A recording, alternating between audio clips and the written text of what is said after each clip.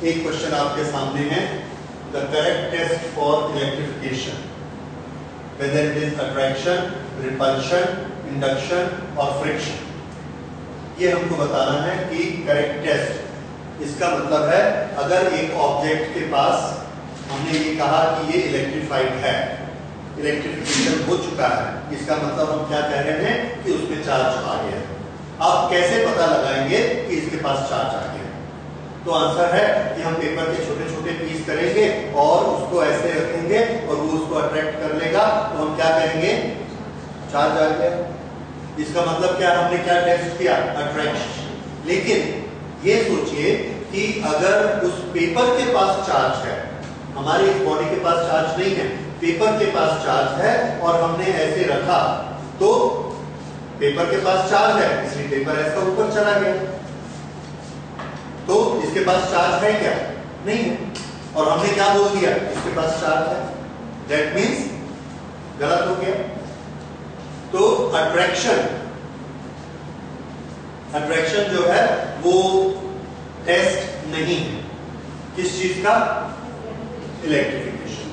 तो फिर इसका दूसरा चीज देखते हैं। दूसरा क्या है? Repulsion.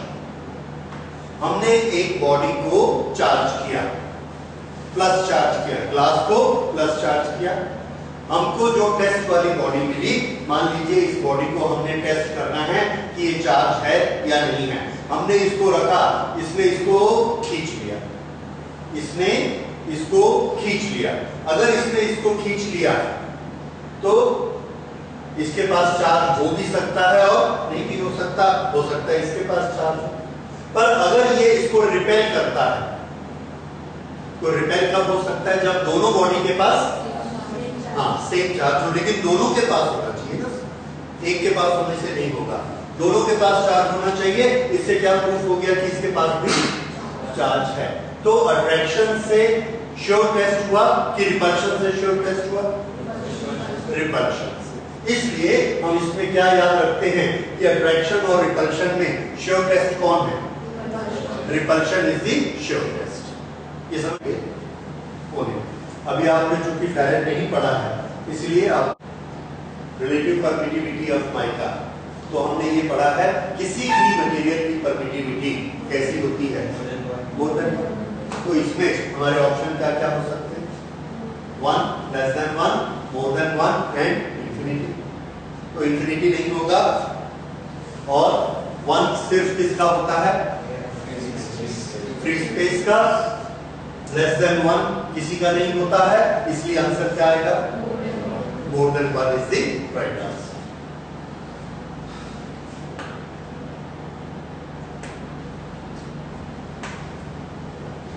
Value of dielectric constant for metal is dielectric constant for metal. Dielectric constant means ER. ER for metal कितना होता है? तो मेटल का ER हम लोगों ने नोट नहीं किया है, याद रखिए मेटल का ER इंफिनिट होता है। कितना लेना है? इंफिनिट। ठीक है, ओके। क्यों इंफिनिट होता है? एक तरफ से एक चार्ज ने फोर्स बनाने के लिए लाइनें निकाली 100 में से एक ऑब्जेक्ट ने, एक मीडियम ने, जैसे वाटर है, उसने 80 एब्जॉर्ब कर ली, बाकी कितनी बची? 20 से वो दूसरे चार्ज को अपनी तरफ खींचता है या रिपेल करता है। तो वाटर की परमिटिविटी हमने कितनी मानी? Relative permittivity 80। ओके। मेटल जब हम लगाते हैं तो मेटल क्या करता है कि यहाँ हम इसको जितना भी इलेक्ट्रिक चार्ज देते हैं, यहाँ हमने मेटल रखा, यहाँ दूसरा चार्ज है, इधर से एक भी लाइन उधर नहीं पहुंची। इसमें 100 लाइन निकाली, नहीं पहुंची। 1 लाख लाइन निकाली तो भी नहीं पहुंची। पूरी की पूरी लाइन इसमें एब्जॉर्ब कर ली मेटल। तो मेटल की परमिटिविटी कैसी होती है? Huge, very large, that is tending to infinity. तो याद रखिए मेटल की कितनी लेनी हमको? इंफिनिटी। रिलेटिव परमिटिविटी, फिर से रिलेटिव परमिटिविटी 1 किसकी होती है? 1 किसकी? फ्री स्टेट या एयर। ओके, इंफिनिटी किसकी होती है? राइट। और बाकी सब चीजों की कितनी होती है? Between 1 to infinity. ये याद रहेगा? ओके।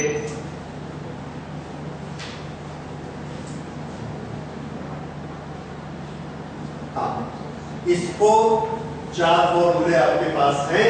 इन चारों फॉर्मूलास को देखकर बताइए वेक्टर फॉर्म के लिए कौन सा फॉर्मूला करेक्ट है।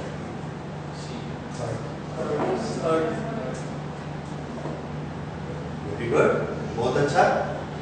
कैसे कर लिया आपने? पहले में इधर कोई वेक्टर है ही नहीं, रिजेक्ट। दूसरे में क्या प्रॉब्लम है? अगर ये r वेक्टर है तो ये r की पावर कितनी है? 2। कितनी होनी चाहिए थी? 3। अगर इधर हम फुल वेक्टर देते हैं तो डिवाइडेड बाय r³ होना चाहिए था, इसलिए ये गलत है। इसमें ये फुल वेक्टर है और ये r³ है, so this is the correct value. और इसको भी चेक कर लेते हैं, इसमें वेक्टर के साथ सिर्फ r की पावर 1 है, so that is the correct value। Okay,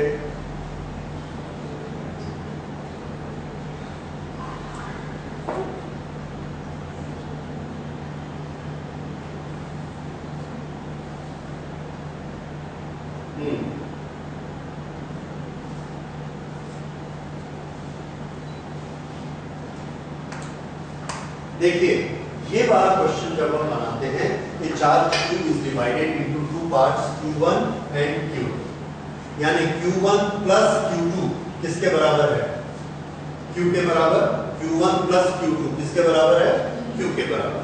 अब Q के हमने दो हिस्से किए, Q1 Q2, और उनको ऐसे रखा और देखा कि उनके बीच में कितना फोर्स लगता है। ठीक है, फिर हमने क्या किया? Q1 को बढ़ाया, Q2 को कम किया, फिर से फोर्स देखा, फिर एक को कम किया, दूसरे को बढ़ाया, फिर से फोर्स देखा। ऐसा हम बार बार ट्राई करते हैं। ओके, ये वाला फोर्स मैक्सिमम कब होगा? उसके लिए इन्होंने कंडीशन दी है कि मैक्सिमम फोर्स कब होगा? जब Q2 Q अपॉन R के बराबर होगा और Q1 Q minus Q upon R के बराबर होगा। ये सब चीजें देखिए, इसमें थोड़ा सा एक बार आप इसको समझ लेंगे, हमेशा आपको याद रहेगा। मान लो हमारे पास टोटल चार्ज 10 के हमने दो टुकड़े कर दिए, जैसे 2 and 8। तो जब हम दोनों के बीच का फोर्स कैलकुलेट करेंगे तो हमारा फॉर्मूला क्या लगेगा? Q1 multiplied by Q2। तो किस किस को मल्टीप्लाई करना? 2 और 8 कितना होता है? और दो टुकड़े करो, 9 and 1 मल्टीप्लिकेशन कितना हुआ? छोटा है 9, 16 कैसा था? बड़ा। और आगे बढ़ो, 7 and 3, 6 and 4 बढ़ रहा है, 5 and 5 20। फिर उसके आगे चाहेंगे तो 6 and 4 फिर आ जाएगा और वो कैसा होता जाएगा? छोटा। समझ में आया? कब मैक्सिमम होता है? हाँ, जब बिल्कुल आधा आधा डिवाइड करते हैं तो दोनों का मल्टीप्लिकेशन मैक्सिमम होता है। ये मैथमेटिक्स में थ्योरम, इसको मैथमेटिक्स में प्रूफ करते हैं, पूरा एक पन्ना लिख के प्रूफ करते हैं। लेकिन आपको उतना करने की जरूरत नहीं है, आप सिंपली याद रखिए। एग्जांपल से समझ में आ गया ना कि जब हम बीचों बीच उसको तोड़ते हैं, आधा आधा दोनों तरफ होता है, तब दोनों का प्रोडक्ट मैक्सिमम होता है, अदरवाइज छोटा होता है। और इसमें से सही आंसर होगी 4। Okay, yes, this is the right answer. समझ आ गया? तो इस चीज को याद रखिएगा कि सबसे ज्यादा फोर्स कब होता है? जब चार्ज को कैसे डिवाइड करते हैं? Equal equal. ठीक, okay, next.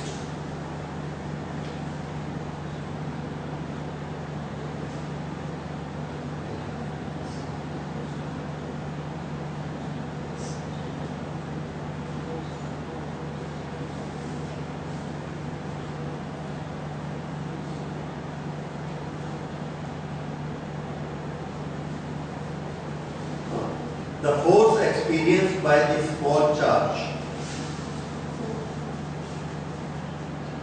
big isolated spherical conductor of radius capital R is charged with some fixed charge.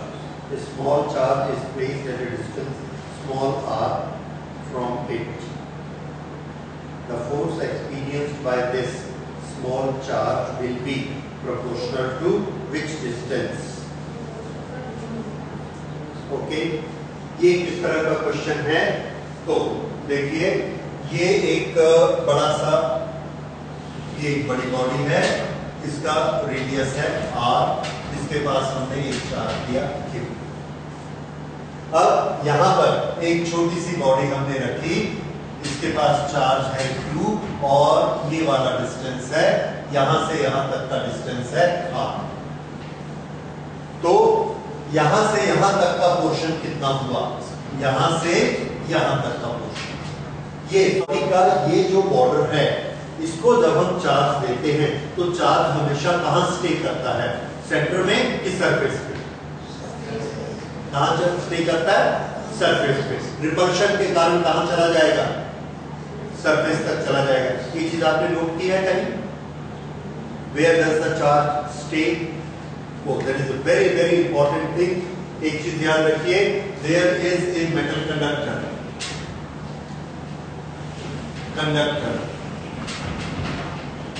इस कंडक्टर को हम चार्ज देते हैं, किसी भी एक जगह पर हमने ऐसे चार्ज पार्टिकल लगाया और इसको चार्ज दे दिया, यहां हमने चार्ज दे दिया पूरा, तो क्या वो चार्ज यहां खड़ा रहेगा? नहीं खड़ा रहेगा। क्यों? क्योंकि चार्ज में क्या प्रॉपर्टी होती है? एक दूसरे को सिमिलर चार्ज रिपेल करते हैं, एक दूसरे को रिपेल करते हैं, तो ये सब चार्ज एक दूसरे को रिपेल करेंगे। और ये बॉडी क्या चीज है? अगर ये कंडक्टर है और चार्ज एक दूसरे को रिपेल करते हैं, तो ये चार्ज चल के यहां चला जाएगा, ये चार्ज इसको पुश करेगा, ये यहां चला जाएगा, ये इसको पुश करेगा, यहां जाएगा, ऐसे। तो ये सारे चार्ज कहां डिस्ट्रीब्यूट हो गए? All over the surface. फिर से हमने एक बॉडी ली, उसके पास चार्ज है, एक मेटल का कंडक्टर लिया और कंडक्टर में हमने यहां पर उसको छुपवा दिया। फिर हम क्या देखते हैं? हमने पूरा चार्ज यहां दिया, लेकिन ये चार्ज एक दूसरे को रिपेल करते हैं, ये रिपेल करके यहां चला गया, ये रिपेल करके यहां चला गया, जितनी दूर जा सकता था। इसलिए कोई भी चार्ज सरफेस पर अगर आते हैं तो उसका रीजन क्या होता है? Yes, what is the reason? Repulsion. Repulsion is the reason because of which the charges move towards surface. Why they do not go out of the surface? Because air is an insulator. ये समझ आया? Okay, तो charge हमेशा कहाँ रहते हैं? Surface. हमने ये मान लिया कि यहां पर भी सब चार्ज है, इस तरह से। ये Q यहां पर है, ये छोटा सा यहां रखा हुआ है, तो यहां से चार्ज सरफेस से इसका डिस्टेंस कितना है? ये वाला, this distance is r minus r, correct? यहां से यहां तक क्या है? r, यहां से यहां तक r, तो यहां से यहां तक का कितना हुआ डिस्टेंस? r minus r। ये क्लियर है? समझ आया? ओके, अब मुझे ये बताइए कि यहां पर जो लगने वाला फोर्स है, फोर्स का फॉर्मूला हमारे लिए क्या होता है? Force is proportional to 1 upon distance का स्क्वायर। ये डिस्टेंस हमको कितना लेना है? ये डिस्टेंस हमको r लेना है या r माइनस r लेना है? ये proportional to r and r, not depends upon r and r, then be inversely proportional to r minus r, and this is inversely proportional to r square. तो यहां पर हमको क्या दिख रहा है कि चार्ज से इसका डिस्टेंस कितना है? तो हम इस डिस्टेंस को लेंगे या सेंटर से डिस्टेंस को लेंगे? सेंटर से लेंगे। कूलम्स लॉ हमारा क्या मानता है? डिस्टेंस हमको कहां, इसीलिए कूलम लॉ किसके लिए बनाया गया? पॉइंट चार्जेस के लिए। किसके लिए है? पॉइंट चार्जेस के लिए। तो पॉइंट टू पॉइंट का डिस्टेंस कितना है? पॉइंट से पॉइंट का डिस्टेंस r।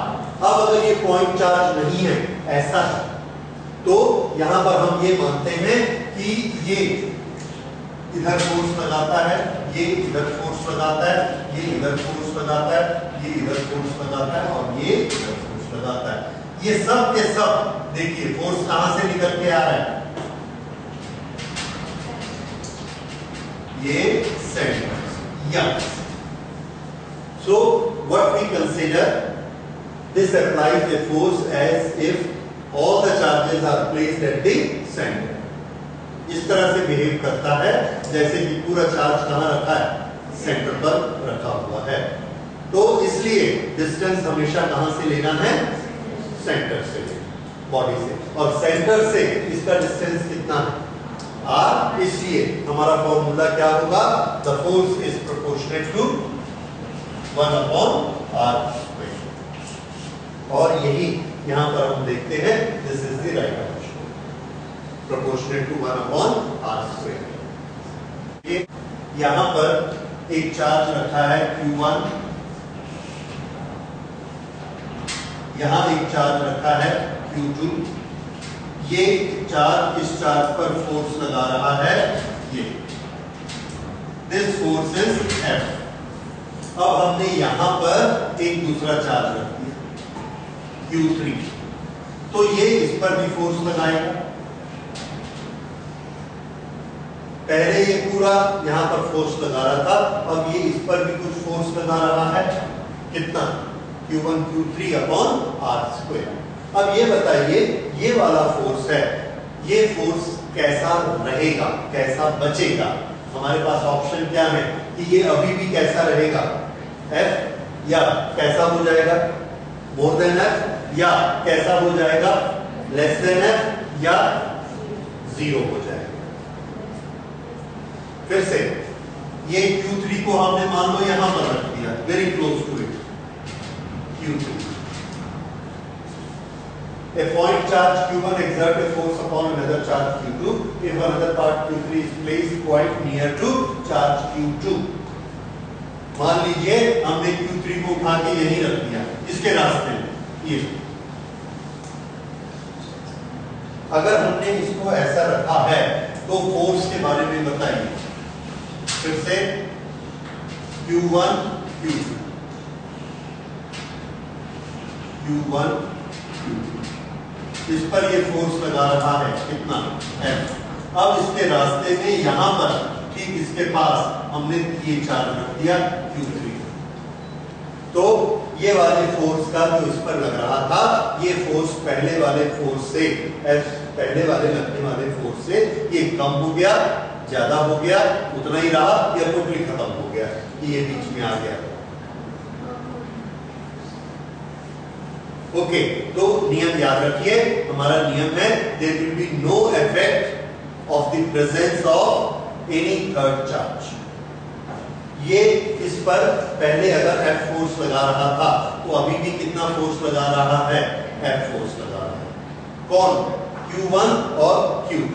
तो इस फोर्स को हम क्या लिखेंगे, F on charge number 2 due to charge number 1, F on charge number 2 due to charge number 1। ये पहले जितना था अभी भी उतना ही है, भले रास्ते में ये चार्ज आ गया, ये चार्ज जब आया तो इस चार्ज ने इस पर और फोर्स लगाया, वो फोर्स जुड़ जाएगा इसके साथ, ठीक है। तो इस तरह से फोर्स जुड़ सकते हैं, लेकिन इसका इस पर जो इंडिविजुअल चार्ज लगता है वो उतना ही रहेगा, ठीक है। Okay, so the next one,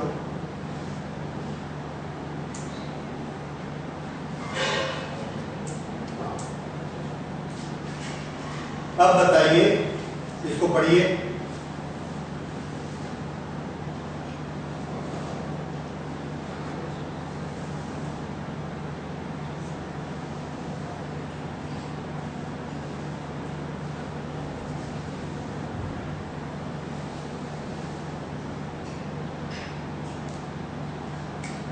अगर हमने बीच में मीडियम डाल दिया तो मीडियम फोर्स को क्या करता है, कम कि ज्यादा, सबको याद है, कम करेगा।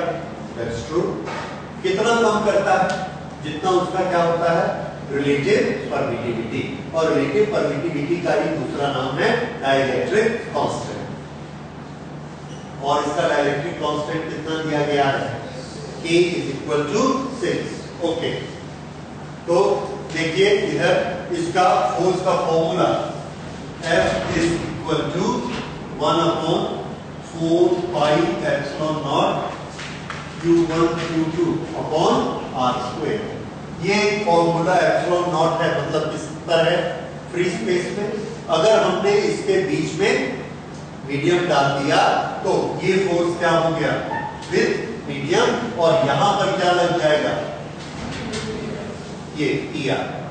ये जो ER होता है दिस इज रिलेटिव परमिटिविटी, और इसी का दूसरा नाम है dielectric constant.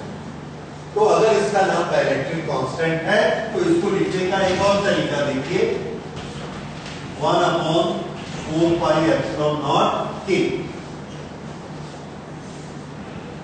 Q1 Q2 upon R²। तो ये जो K है ये डाइलेक्ट्रिक कांस्टेंट है, और इसकी वैल्यू किसके बराबर होती है? ER के बराबर होती है। और ये दोनों, ये हो या ये हो, क्या काम करते हैं? डिनोमिनेटर में है तो फोर्स को ये हमेशा कम करेगा। जितनी इसकी वैल्यू होगी उतने गुना फोर्स को लेस कर देंगे। अब यहां हमको दिया है K की वैल्यू कितनी? K की वैल्यू कितनी है? 6। तो ये फोर्स को क्या करेगा? कम कर देगा। कितने टाइम्स? 6 टाइम्स। तो राइट आंसर यस यस, बिल्कुल ठीक है। तो कौन सा होगा राइट आंसर? F/6। समझ आया? तो जब भी डाइलेक्ट्रिक डालेंगे हमेशा फोर्स कम हो जाएगा, उतने गुना कम हो जाएगा जितना उसका डाइलेक्ट्रिक कांस्टेंट है।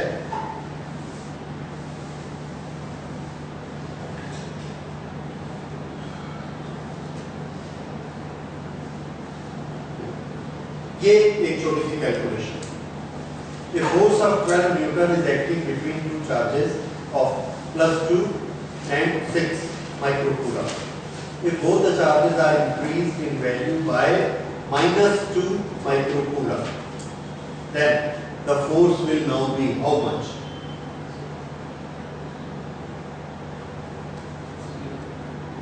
क्यों? वेरी गुड, बिल्कुल ठीक। यहां पर इसका चार्ज कितना है? +2 माइक्रोकूलम। इसको हमने क्या किया? The charges are increased by -2 microcoulomb. इसको जब -2 माइक्रोकूलम से ऐड किया तो क्या हो गया? चार्ज 0।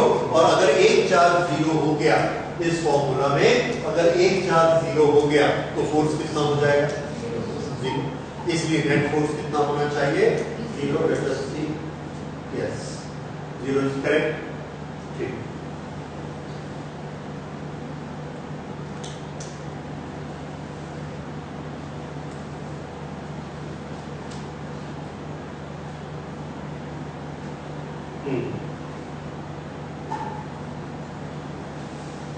दो स्फीयर में कितना कितना चार्ज है? 10 एंड 20। ओके, तो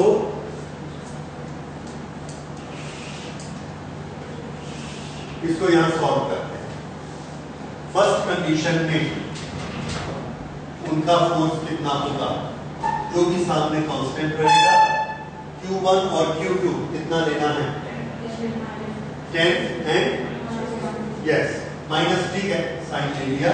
10 मल्टीप्लाइड बाय 20 एंड R²।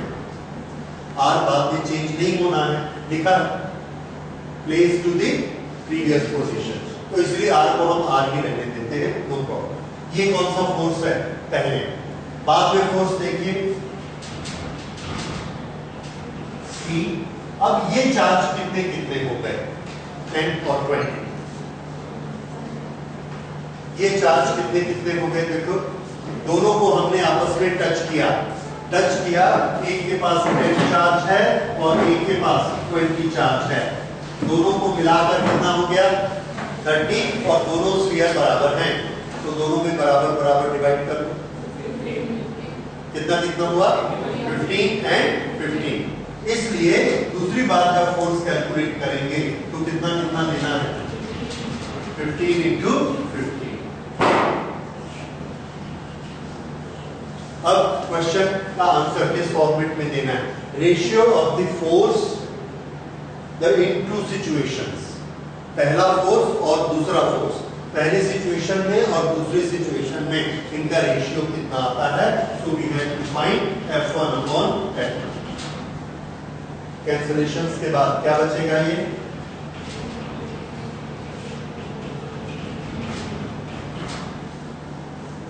कितना आया? इसमें से किसी के साथ मिलाकर देखिए।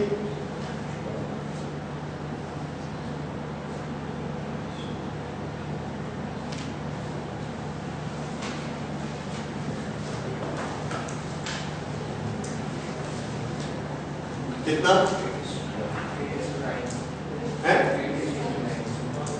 8 to 9 है क्या ऑप्शन? कहां गड़बड़ हो गई?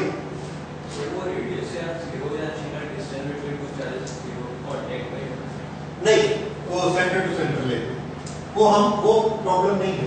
पहले जो पोजीशन थी बाद में भी वही पोजीशन है, तो ये आर जितना पहले था उतना ही आर बाद में। ठीक है ना? ये तो हमने क्या किया था? एक्सचेंज करने के लिए यहां पर लिखा हुआ है both the spheres are first brought into contact with each other and then placed to their radius। ये एक बार ऐसा टच किया और हटाया। टच करने से क्या हो गया?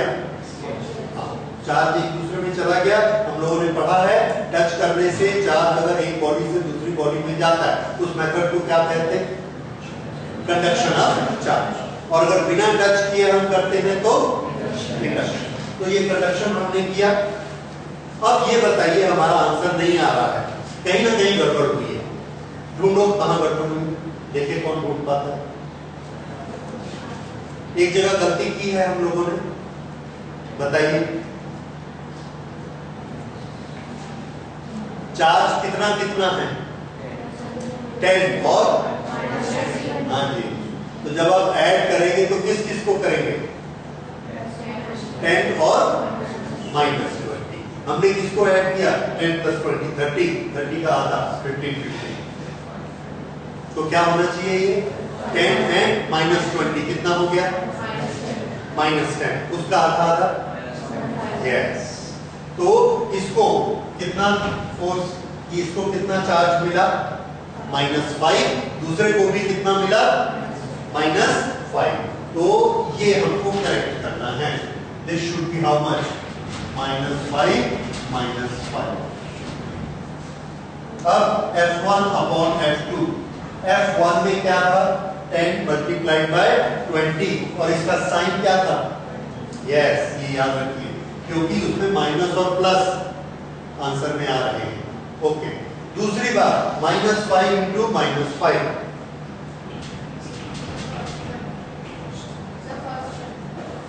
आगे कितना हुआ ये? This is yes 5 2s and 5 4s और माइनस माइनस प्लस, तो माइनस बचा है तो आंसर क्या आया? -8। सो विच ऑप्शन इज करेक्ट? -8। समझ आया? Okay, so this is the right answer.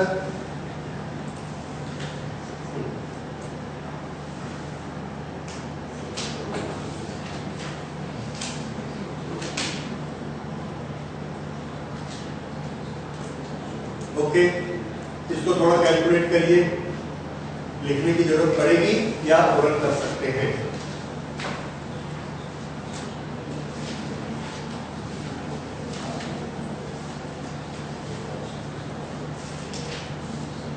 The distance between two charges is reduced to 2 cm from original distance of 8। पहले 8 था, फिर उसको 2 कर दिया। कितने टाइम्स कम किया? 4 टाइम्स। अगर 4 टाइम्स कम किया तो फोर्स कितने टाइम्स बढ़ेगा? R का स्क्वायर कितने टाइम? 16 टाइम। ये क्या हो गया?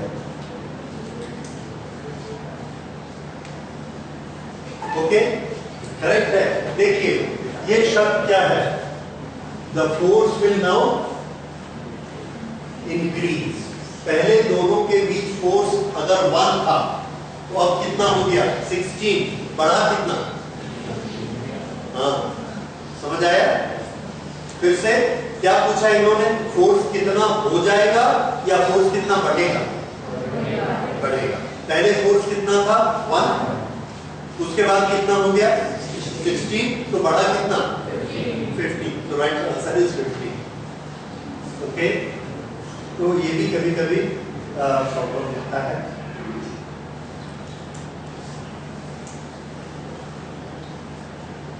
डाइलेक्ट्रिक कांस्टेंट मैंने अभी आपको बताया था। डाइलेक्ट्रिक कांस्टेंट क्या होता है? ER। Okay, then it's absolute permittivity. Permittivity और डाइलेक्ट्रिक कांस्टेंट, इनका आपस में क्या रिलेशन होता है? डाइलेक्ट्रिक कांस्टेंट और permittivity. Dielectric constant K which is equal to ER, K is equal to ER, ER is equal to M upon E0, और ये हमको कितना दिया गया? 81। ठीक है, और हमसे पूछा क्या जा रहा है? Then what is its absolute permittivity? Absolute permittivity इसकी medium.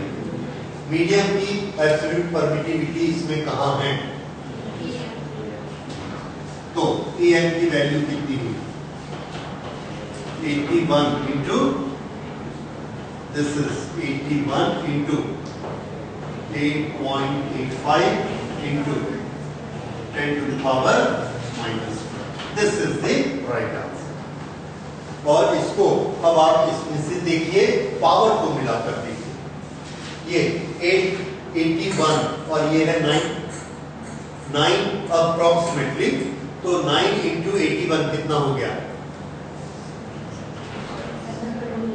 Okay, approximately 720 into 10 to the power minus 12।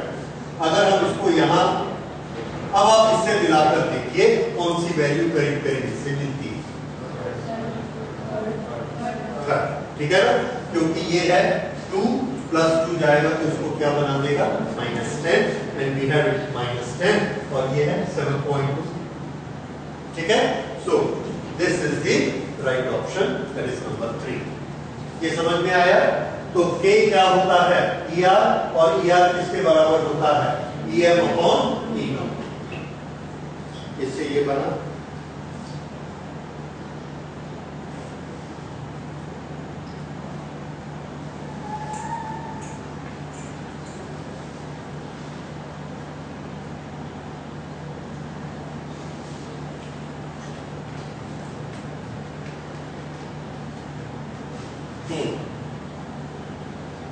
Question पढ़ते बन रहा है?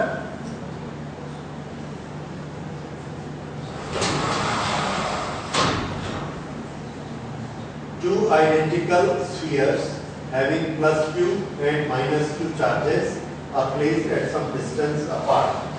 +q and -q. +q and -q are placed at some distance apart. F force acts between them. अभी इनके बीच कितना force लग रहा है? F। +q -q के बीच कौन सा फोर्स होता है? अट्रैक्शन की रिपल्शन? अट्रैक्शन। ओके, ये अट्रैक्शन का फोर्स लग रहा है, और ये कितना है? F। तो बताइए F किसके बराबर होगा? F is equal to -q² upon r², 1 upon 4πε। ठीक है, ये इसका फॉर्मूला फोर्स का। अब इसके बाद then a third similar sphere of the charge +q is placed at the middle of 2। यहां पर हमने रख दिया, और इसके पास चार्ज कितना है?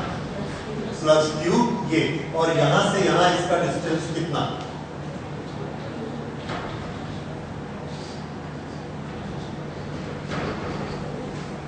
क्यों? क्योंकि कहां रखा? सेंटर लिखा हुआ है। अब क्या पूछा जा रहा है? Then the force and its direction on the sphere will be, इस पर कितना फोर्स लग रहा है, ये वाला फोर्स हमको निकालना है। अब इस पर फोर्स लगाने वाले कौन कौन? ये भी फोर्स लगाएगा और ये भी फोर्स लगाएगा, ये दोनों। ये इसको प्लस क्यू को रिपेल करेगा या अट्रैक्ट करेगा? रिपेल। रिपेल करने से ये किधर जाएगा? राइट की लेफ्ट? राइट। तो ये फोर्स किधर लग रहा है? इस तरफ। ये वाला फोर्स, इसको अगर हम मानेंगे particle number 1, particle number 2, particle number 3, तो इस फोर्स का नाम बताइए। नाम बताइए। Very good. F3 ये वाला माइनस इस प्लस को क्या करेगा? अट्रैक्ट करेगा। तो किस तरफ फोर्स लगा? राइट की लेफ्ट? राइट। इस फोर्स का नाम बताइए। जोर से बोलो। हाँ, F/3/2, F32, F31। दोनों फोर्स किस तरफ है? राइट साइड में, इसलिए दोनों आपस में ऐड हो जाएंगे। ठीक है, बस that will be our answer. अब हमको वो निकालना है कि वो होगा कितना। सो F1 प्लस F2, F1 को हम क्या लिख सकते हैं? 1/4πε0, ये तो दोनों में लिख देंगे, कॉमन बाहर निकाल देते हैं। तो ये वाला फोर्स कितना हुआ? Q² अपॉन R/2 का स्क्वायर। ठीक है, ये F1 हो गया प्लस F2, Q और Q, तो ये भी क्या हुआ? Q² अपॉन इन दोनों के बीच का डिस्टेंस R/2 का स्क्वायर, और दोनों फोर्स को आपस में क्या कर दिया? ऐड। क्यों ऐड किया? दोनों की direction same. Okay, very good. अगर ये माइनस है और ये प्लस है, तो ये माइनस इस प्लस को किधर खींच रहा है? खींच रहा है कि रिपेल कर रहा है? खींच रहा है। तो इस पर फोर्स किधर लग रहा है? राइट की लेफ्ट? राइट। राइट वाला फोर्स पॉजिटिव फोर्स। तो इस पर लगने वाला फोर्स कैसा है, और हम किस पर लगने वाले फोर्सेस को कैलकुलेट कर रहे हैं? इस पर लगने वाले। अगर हमारा क्वेश्चन होता कि इसके फोर्स कैलकुलेट करिए, तो बताओ इस पर ये किधर फोर्स लगा रहा है? माइनस की तरफ, तब माइनस लेते। लेकिन हम कैलकुलेशन किसकी कर रहे हैं? Force on discharge. और इस पर ये भी फोर्स इधर लगाता है और ये भी फोर्स इधर लगाता है, इसलिए दोनों फोर्स आपस में ऐड हो जाएंगे।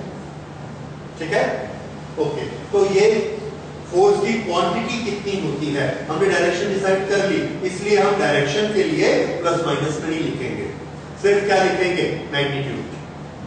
तो अगर हम इसका मैग्नीट्यूड लिखते हैं, तो मैग्नीट्यूड कितना होता है? Q1 multiplied by Q2 upon R²। तो ये Q multiplied by Q upon R/2 का स्क्वायर, ये आ गया। और अब इसको हम कर सकते हैं 1/4πε0। ये कितना आ जाएगा? 2 to the 4 8 8 आया ना?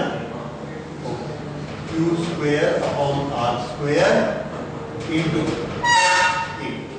दोनों को कंपेयर कर दो, कितने गुना बढ़ गया? इस पर फोर्स कितना लगने वाला है? 8 टाइम्स। इन्होंने क्या दिया है? यस 8F, लेकिन 8F ये भी है, 8F वो भी। तो आपका आंसर कौन सा आएगा? 8F towards minus. करेक्ट? तरीका समझ आया?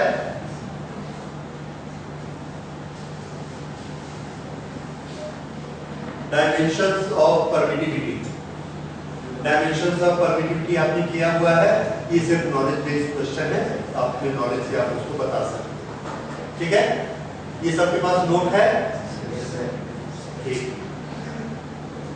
उसके बाद unit of dielectric constant. Dielectric constant अभी मैंने आपको बताया K is equal to what, ER। तो K is equal to ER का यूनिट क्या होगा? ER क्या होता है?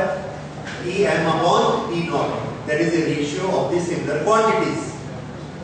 यस, तो क्या हो गया? अगर ratio of the similar quantities होती हैं तो उसका यूनिट और डायमेंशन क्या हो जाते हैं? No unit no dimension. इसलिए डाइइलेक्ट्रिक कांस्टेंट की यूनिट नहीं होगी। दिया है कोई ऐसा आंसर? नहीं दिया है। Unit of dielectric, oh sorry, मैंने आपको किसके बारे में बताया? Relative permittivity. Dielectric constant coulomb square newton metre square. तो ये coulomb square newton metre square.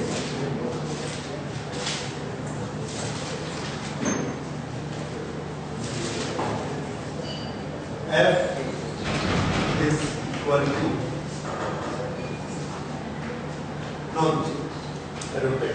ये थोड़ा गलती हो गई है, ये नहीं होना चाहिए।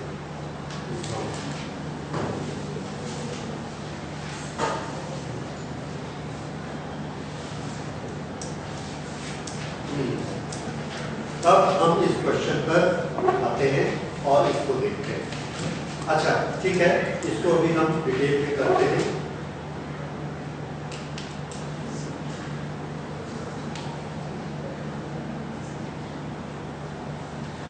ओके, हम लोग थोड़े से न्यूमेरिकल प्रैक्टिस करेंगे बनाकर इलेक्ट्रिक चार्ज और कूलम्ब लॉ जो हमने पढ़ा है उसके।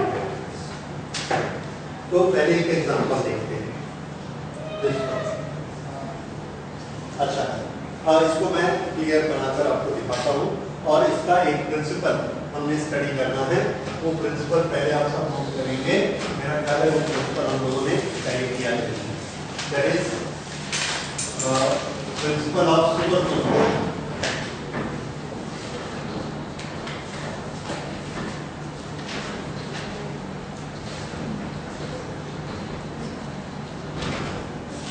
Principal of superposition of forces. ये उस दिन थोड़ा टाइम कम पड़ गया तो हम लोग नहीं कर पाए, अभी आप इसे नोट करेंगे। There are two charges Q1 and Q2.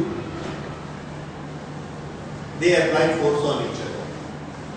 Q2 पर Q1 के कारण कुछ फोर्स लग रहा है। ये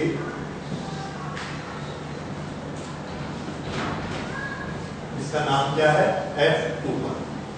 अब अगर हम कोई भी तीसरा चार्ज कहीं पर भी रखते हैं, जैसे हमने यहां पर एक चार्ज रखा -Q3, तो ये माइनस इसको अपनी तरफ फोर्स लगाता है ऐसे, ये इसको अपनी तरफ खींचता है।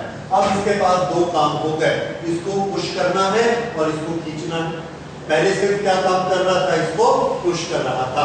तो इसको पुश करने के लिए ये जो फोर्स लगा रहा था वो F21 था। मान लीजिए वो 100 न्यूटन था। अब इसको इसने खींचने का काम इसको मिल गया, इसको ये 40 न्यूटन से खींच रहा है। तो इस 100 पे कोई डिफेक्ट आ जाएगा क्या? ये 100 कम हो जाएगा, बढ़ जाएगा या उतना ही रहेगा? तो इसका आंसर है there will be absolutely no effect. There will be absolutely no effect. तो ये हमारा प्रिंसिपल क्या बना? The force between two charges is not affected by presence of third charge anywhere around it. Principle क्या हुआ? The force between two charges is not affected by presence of any third charge anywhere. तो इसको हम note कर लेते हैं। Force between, सब इसे याद कर लीजिए, लिख लीजिए। Force between two charges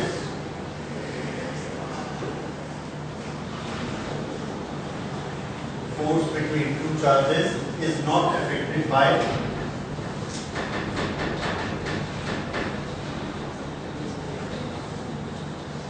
presence of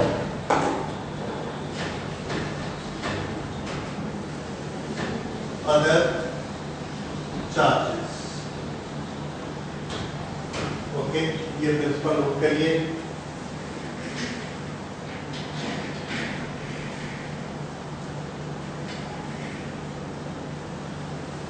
ठीक है, तो इसे आप याद रखेंगे, कभी भी ये डाउट नहीं होना चाहिए ये फोर्स चेंज हो जाएगा, ये फोर्स चेंज नहीं होगा। कहीं पर कोई भी चार्ज रखेंगे एक एक्स्ट्रा फोर्स चालू हो जाएगा। ठीक है, अगर हमने यहां पर ये चार्ज रखा तो इस पर लगने वाले फोर्स सेम रहेंगे कि बदल जाएंगे? तो थोड़ा सा आंसर ध्यान से सुनिए। इस पर लगने वाले टोटल फोर्स बदल जाएंगे। क्यों? क्योंकि ये वाला अब इसको इधर की फोर्स लगा रहा है, तो अब इस पर जो पहले एक फोर्स लग रहा था, अब कितने फोर्स लग रहे हैं? 2, और ये किधर जाएगा? रिजल्टेंट की तरफ। That we have learned it. लेकिन इस चार्ज पर इस चार्ज से लगने वाला force on this charge due to this charge, वो अभी भी कितना है? जितना पहले। इसका नेट फोर्स बदल गया, लेकिन वो वाला इंडिविजुअल चार्ज एक अलग। इन दोनों का जो आपस में रिलेशन है दैट इज सेम। अब बात समझ में आ रही है? इसका टोटल बदल सकता है, वो इंडिविजुअल नहीं बदलेगा। एक तो ये प्रिंसिपल है। दूसरा प्रिंसिपल हमने स्टडी करना है, that is principle of superposition. Principle of superposition ये हमको ये बताता है that if there are more than 2 charges at a place, more than 2 charges, then force on, इसको मैं लिख देता हूं, if there are more than 2 charges at a place, if there are more than 2 charges, if there are more than 2 charges, then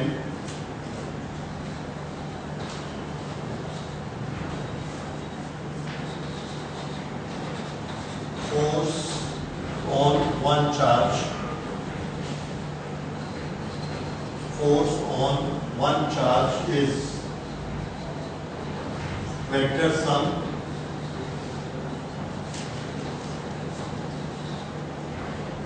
forces, vector sum of forces due to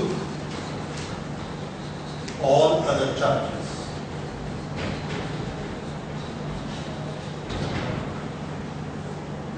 Vector sum of forces due to all other charges. अब अगर इसमें हमारे पास देखिए ये एक charge है Q1, यहां पर एक चार्ज है Q2, तो ये चार्ज इस पर कितना फोर्स लगाता है?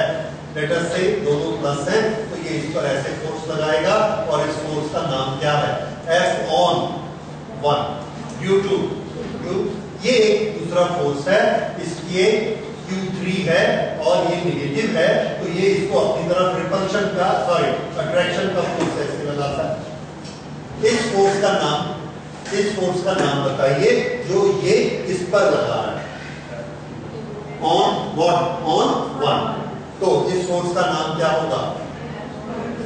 Q2। यहां पर एक फोर्स चार्ज है, ये निगेटिव है, तो ये इसको इधर खींचता है।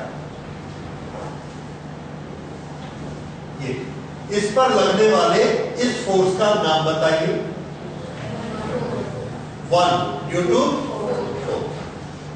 यहां पर ये एक चार्ज है Q5 and this is positive, तो ये इस पॉजिटिव को क्या करेगा? रिपेल, और ये फोर्स, इस फोर्स का नाम बोलिए।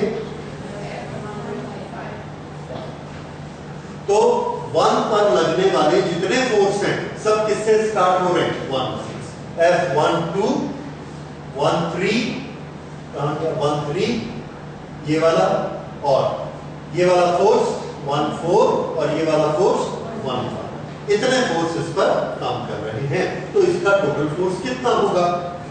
तो this principle says the total force on charge number 1 is equal to F on 1 due to 2 plus F on 1 due to 3 plus F on 1 due to 4 plus F on 1 due to 5.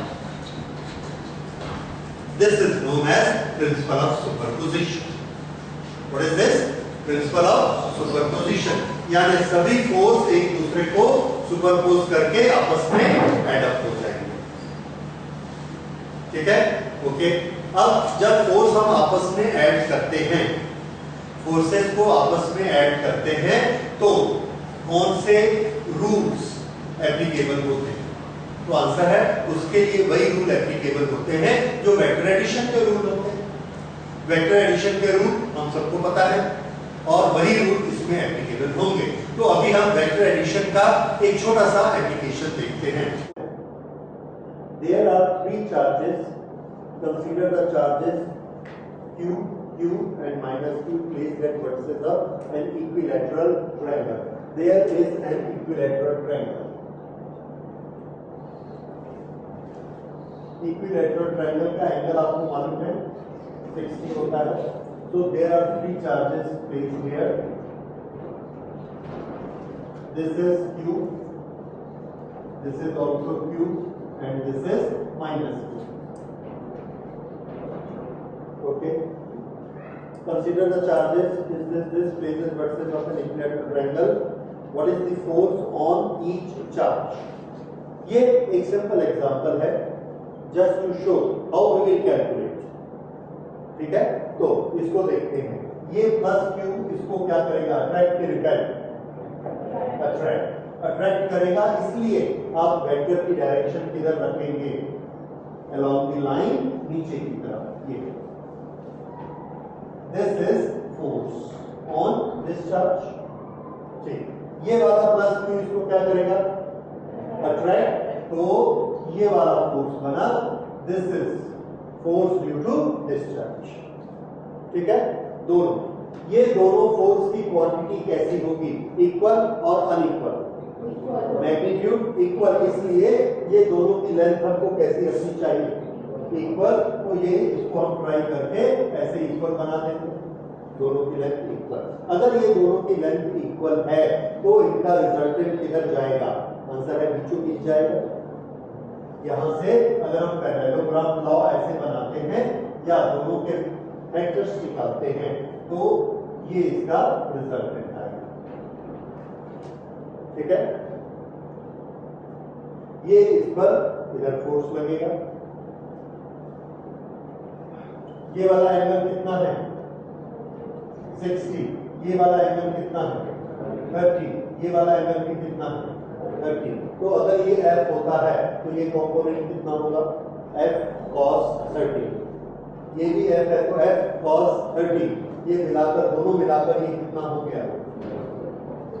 2F cos 30। और cos 30 कितना होता है? √3/2। Okay, कर लेंगे उसको, तो इसका answer आ जाएगा कितना? √3F। What is that? Force between two charges. और इसकी क्वांटिटी आपको पता है, F कितना होना चाहिए? That is Coulomb's constant Q² upon R। ठीक है? इस तरह से इन दोनों को हम यहां पर ऐड करेंगे। ये इस पर लगने वाला, तो इस पर कितने फोर्स लग गए टोटल? 1। सब मिला के हमने क्या बना लिया? उसका रिजल्ट। अगर आप ये सोचते हैं कि इसका इधर का कंपोनेंट लिया है, इधर का क्यों नहीं लिया? तो आंसर है उसको लेना है, जरूरी है। हमको हमेशा जब भी टोटल करेंगे दोनों कंपोनेंट को ऐड करना पड़ता है, otherwise it's a wrong method. तो इसका दूसरा कंपोनेंट यहां क्या होगा? F, और इसका दूसरा कंपोनेंट। अब ये दोनों का मैग्नीट्यूड कैसा दिख रहा है? इक्वल। दोनों की डायरेक्शन कैसी है? Opposite. They will cancel each other, इसलिए ये दोनों का कैंसिलेशन हो गया। तो नेट फोर्स कितना आया? नीचे की तरफ कितना? 2F cos 30, that is equal to √3F. This is our answer. सारे फोर्स कंसीडर हो गए। किस पर? ये वाले चार्ज। इन्होंने पूछा है तीनों चार्जेस पर फोर्स अलग अलग निकालो। अभी तक हमने इसका निकाला, अब इस पर आते हैं। इस चार्ज को छोड़कर इस फील्ड में कितने चार्ज और हैं? दो। तो दोनों इस पर फोर्स लगाएंगे, हमको दोनों को गिनना पड़ेगा। That is our rule. हमारा रूल क्या कहता है कि जितने भी चार्जेस हैं, if they are more than 2, तो हर चार्ज दूसरे चार्ज पर फोर्स लगाता है। तो इस पर इसने भी फोर्स लगाया, इसने भी लगाया। बताइए इसके फोर्स की डायरेक्शन किधर? अट्रैक्शन की रिपल्शन?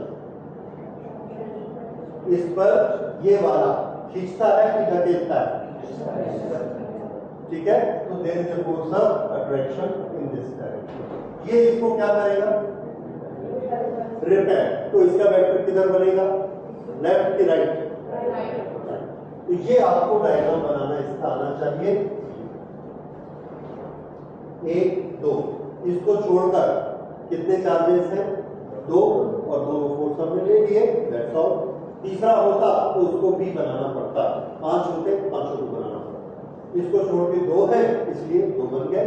अब इन सब फोर्सेस को आपस में हमको जोड़ना है। जोड़ने का हमारा तरीका क्या है? हम XY कंपोनेंट निकाल के जोड़ सकते हैं, और चाहे तो रिजल्टेंट निकाल के डायरेक्ट निकाल सकते हैं। और ये दोनों F कैसे हैं? फिर से दोनों का मैग्नीट्यूड कैसा है? इक्वल। इसका q² r², इसका भी q² r²। तो इनके बीच का एंगल कितना? 120। एक दूसरा मेथड देखिए निकालने का। अगर हम इसके पैरेललोग्राम को कंप्लीट कर दें, तो पैरेललोग्राम लॉ हमको क्या सिखाता है? रिजल्टेंट किसके बराबर होता है? Force resultant is equal to a² + b²। आपको याद आया? कितना होगा बोलो? f² + 2ab cos, this is 120। cos 120 कितना होता है? cos 120 माइनस, ये ठीक याद आया? cos 120 माइनस की तरफ होता है। अब ये बताइए कि वो कितना होता है? √3/2 या 1/2? 1/2। Okay, so this we will take as f², 2f², this is -½ तो ये हो गया स्क्वायर, -2f² × ½ कितना आया?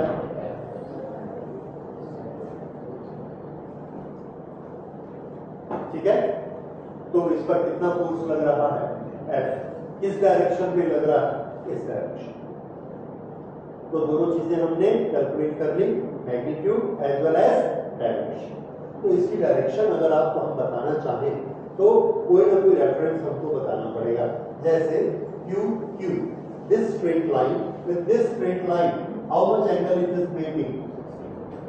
60 डिग्री, राइट?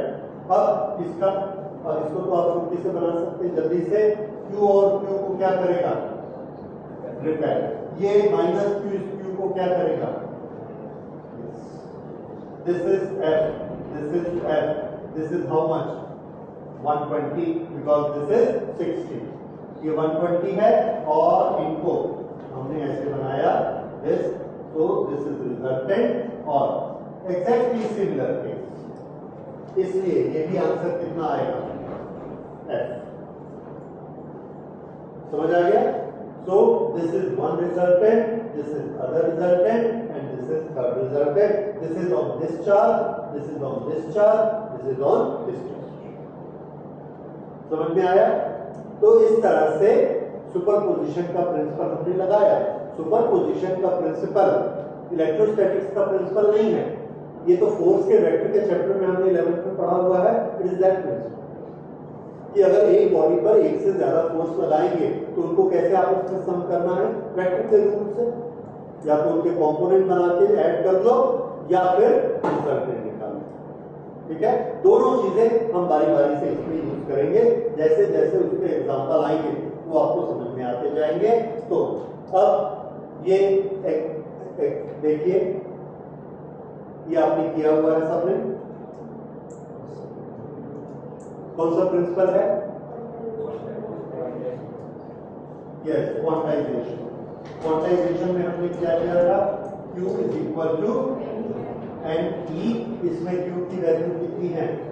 2 माइक्रो के लिए क्या लिखना? 10 to the power -6 is equal to N हमको निकालना है और ई के लिए क्या लिखना है? 1.6 into 10 to the power -90। उसको इधर डिवाइड करेंगे तो एन की वैल्यू आ जाए। ठीक है, this we have already done. So we move the next question. Mass कैसे निकालेंगे? इसमें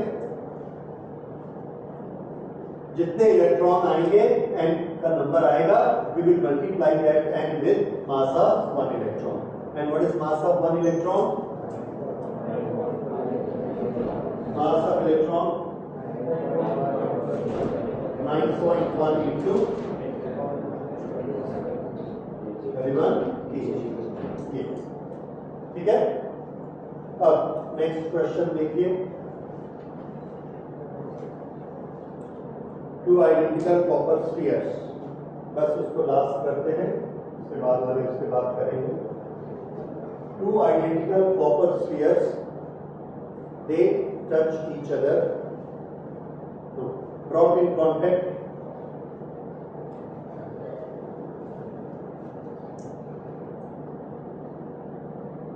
the third sphere of the same size uncharged. Okay. Identically charge, identically charge का मतलब क्या होता है? उनके चार्ज कैसे हैं? सेम। ओके, अगर let us suppose one is having charge Q, other is having charge Q, same, then what is the force between them?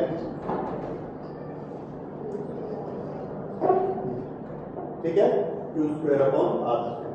अब हम एक दूसरा स्फीयर लेके आते हैं। पहले हमने इससे टच किया, अगर इससे टच किया, ये Q था, ये हमने इससे टच किया, ये 0, दोनों के पास टोटल चार्ज कितना है? Q plus 0। Q दोनों में डिस्ट्रीब्यूट हो गया, तो यहां से चार्ज रिपेल होकर इधर आ गया, दोनों के पास डिस्ट्रीब्यूट हो गया, तो कितना कितना चार्ज दोनों के पास बचा? Q/2 and Q/2। तो फर्स्ट वाले के पास कितना चार्ज हो गया? Q/2। अब ये Q/2, इसको हम यहां ले गए और इसके साथ टच करा दिए। इसके पास चार्ज कितना है? Q। इसको जब हम यहां टच कराते हैं तो इसके पास कितना होता है? Q/2। दोनों के पास मिलाकर कितना हुआ? 3/2। अब 3/2 इन दोनों में डिस्ट्रीब्यूट हुआ, तो कितना हुआ? एक पर 3/4। तो इसके पास कितना हो गया? 3/4Q। इसके पास भी कितना हो गया? 3/4। ये दोनों के पास आ गया। अब देखिए इसके पास कितना बचा हुआ था?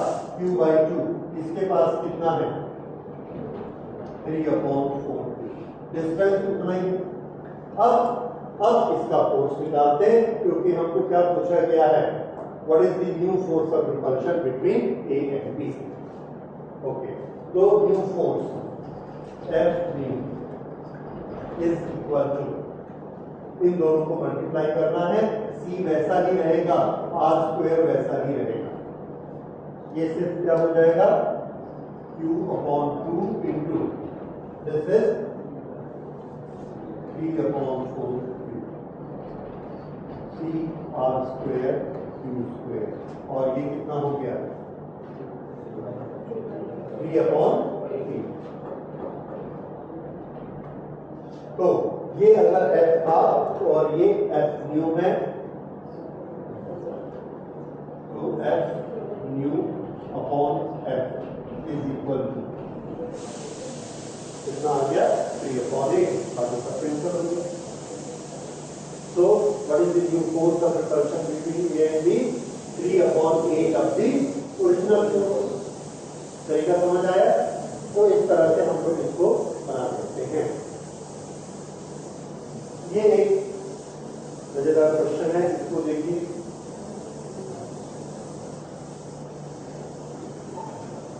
सेंट्रल पार्टिकल माइनस क्यू यहां रखा, इस पर कितना फोर्स लग रहा है। अब हमारे पास अगर हम सुपरपोजिशन प्रिंसिपल लगाते हैं, so we have to calculate force of all the charges and then add them. तो हमने ना एक इसमें एक छोटा रास्ता बनाया, शॉर्टकट, उसको देखिए। शॉर्टकट क्या होता है, इधर से कोई फोर्स हमको लगाता है 10 न्यूटन और इधर से भी लगाता है 10 न्यूटन, तो हमारे पे नेट फोर्स कितना लगा, 0। ये प्रिंसिपल हमको पता है। इस पर देखिए फोर्स की कैलकुलेशन किससे होती है, Q1 into Q2 upon R square. ये माइनस Q से ये माइनस 2Q, ये कैसा फोर्स लग रहा है, रिपल्शन। माइनस Q 2Q कैसा लग रहा है, रिपल्शन। ये दोनों का डिस्टेंस भी कैसा है, तो दोनों का फोर्स कैसा होगा, नेट फोर्स 0, क्योंकि ये इधर रिपेल करता है और ये इसको इधर रिपेल करता है 0, तो कैलकुलेशन की जरूरत नहीं। अब ऐसी जोड़ियां और होंगी,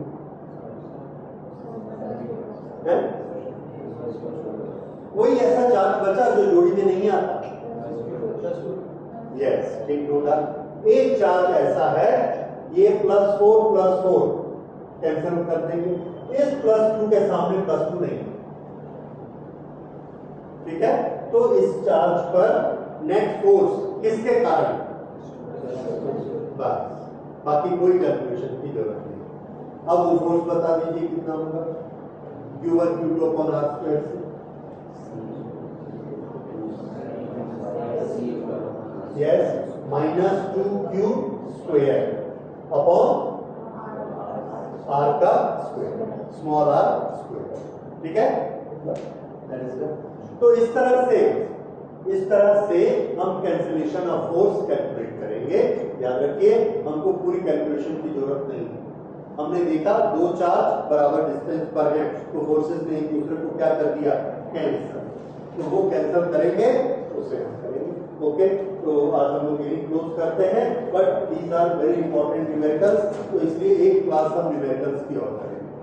अभी तक हम इसी वाले न्यूमेरिकल कर रहे थे, अब इसके बाद वाले न्यूमेरिकल्स हमारे काफी थोड़ा कंसेप्ट भी ज्यादा होंगे और इसमें ज्यादा इंटरेस्टिंग है और अलग अलग बुक से मैंने चॉइस करके लिए हैं, कॉम्पिटिटिव एग्जाम से लिए हैं, और ये सारे न्यूमेरिकल्स हमको नेक्स्ट क्लास में करने हैं, ठीक है। So make sure next class में we will do it। अच्छा, ये जो हम नोट्स बना रहे हैं, ये मैं आप लोगों के लिए नोट्स लाया हूँ, और इस नोट्स में फर्स्ट पेज में हमारा सब फॉर्मूला बैंक है। इलेक्ट्रोस्टैटिक्स में आपने 50 फॉर्मूलाज याद करने, ठीक है, छोटे छोटे फॉर्मूला है, याद हो गए हैं, और ये सारे फॉर्मूलाज हमको पढ़ने हैं वन आफ्टर द अदर। इसमें से आप देखते जाएंगे कि कौन से फॉर्मूलाज हो गए हैं, और आपको पता चलता जाएगा कि आपका सिलेबस कितना आगे बढ़ गया, ठीक है। इलेक्ट्रोस्टैटिक खत्म होते होते सारे 50 आपको याद हो जाएंगे।